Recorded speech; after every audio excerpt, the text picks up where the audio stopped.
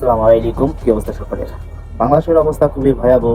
সাধারণ শিক্ষার্থীদের উপর যে জুলুম অত্যাচার চলতেছে, আসলে এটা মেনে নেওয়া না। যেখানে প্রশাসনই তাদেরকে সেফটি দিবে, প্রশাসনই তাদের পাশে দাঁড়াবে, সেখানে প্রশাসন তাদের উপর গুলি চালাচ্ছে নির্মমভাবে। সকল শিক্ষার্থীদের বলছে, যদি তোমাদের সন্ত্রাস হইতে হয়, হয়ে যাও দেশের জন্য আবার দ্বিতীয়বার যুদ্ধ করো, দেশকে স্বাধীন করো, নিজের অধিকার আদায় করো।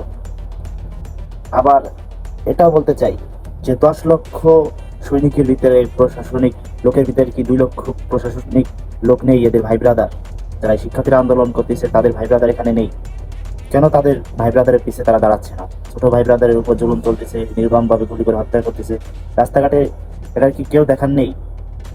সকল অভিভাবকের প্রয়োজন এখন তাদের ছেলে মেয়ের পাশে দাঁড়ানো। তাহলে তারা রুখে দাঁড়াবে, অবশ্যই তারা এর থেকেও শক্তিশালী হয়ে দাঁড়াবে আশা করি।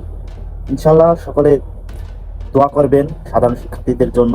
আর যেটা ছাত্রলীগ যেটা করতেছে, এটা খুবই অন্যায়।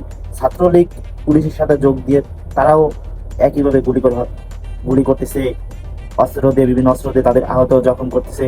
কিন্তু পুলিশও দেখতেছে, এটা তাদের প্রতিবাদ করা দরকার যে এখানে সাধারণ শিক্ষার্থীরা আন্দোলন করতেছে, এখানে ছাত্র শিবির, ছাত্র দল, বিএনপি, জামাতের কর্মী তারা আন্দোলন করতেছে না যে তাদের উপর গুলি চালাতে হবে। যেহেতু তারাও ছাত্র, এরাও ছাত্র, এরা নিরপেক্ষ।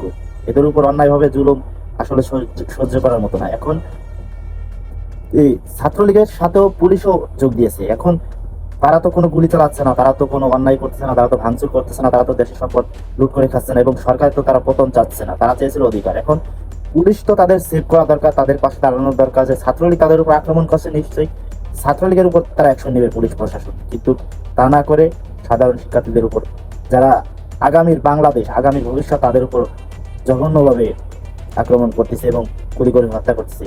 গতকাল যে ঘটনাটা, আবু সাহিদ শহীদ হয়েছেন রোকেয়া হল হয়ে রংপুরে, আসলে ব্যাপারটা খুবই দুঃখজনক।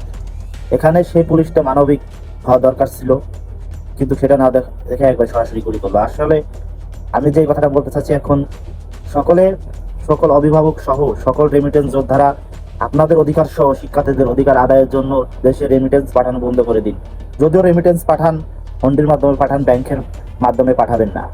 দেখি এদের রাজত্ব, এদের চামচামি, এদের প্রভাবশালী ছাত্র নেতা, প্রভাবশালী রাজনীতিকবিদরা কোথায় যায়। দেখি এদের দেশটা কিভাবে চালাতে পারে। আমরা কষ্ট করে বিদেশ থেকে দেশে টাকা পাঠাবো, আর এই সরে বাচ্চারা দেশের টাকা বাইরে পাচার করবে। দেশটার এমনিই শেষ করে দিছি।